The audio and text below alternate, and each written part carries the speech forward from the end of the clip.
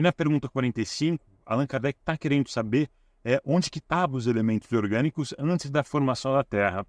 E quando ele fala os elementos orgânicos, ele na verdade está querendo saber, né, sobre os elementos químicos que compõem as moléculas orgânicas, as moléculas que são fundamentais da vida.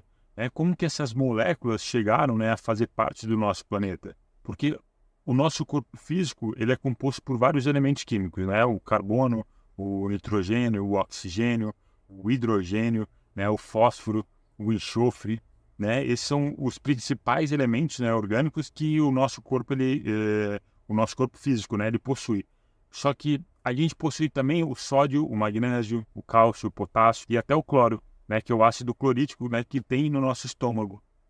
E os espíritos eles responderam que era possível encontrar esses elementos orgânicos no estado de fluido, né, no espaço, né, no meio dos espíritos e também em outros planetas, à espera da criação da Terra, para poder começarem uma existência nova, né, e um novo globo.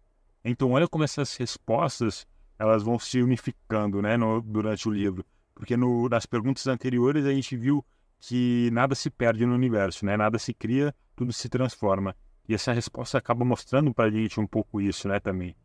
Então a gente percebe que quando os espíritos eles falaram, né, que esses elementos orgânicos eles estavam à espera da criação da Terra, olha só, né? Então isso mostra para a gente que a Terra, ela não, que a Terra na verdade ela foi planejada, ela não surgiu por um mero acaso. A gente viu em um dos vídeos anteriores, né, que no universo não existe o vácuo absoluto. E o que a gente chama, na verdade, de vácuo, na verdade, é o fluido universal que se encontra ali. E que esse fluido universal é a matéria primitiva, né, de todos os elementos da criação. Então, quando os espíritos eles falam no estado de fluido, na verdade, eles estão querendo dizer que todos os elementos orgânicos eles têm, de certa forma, o fluido universal, né, como a sua forma primitiva.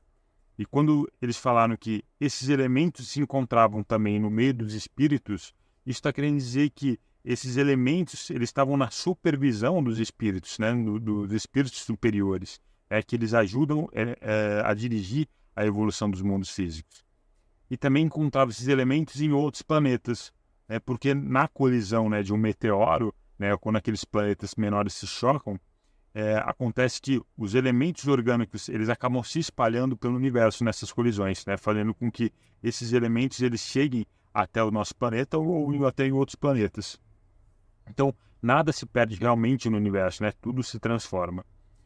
E essas moléculas orgânicas, então, já existiam no nosso universo. Só que esses elementos eles estavam à espera da criação da Terra, da espera das condições adequadas para poder se manifestarem, né, em uma nova forma.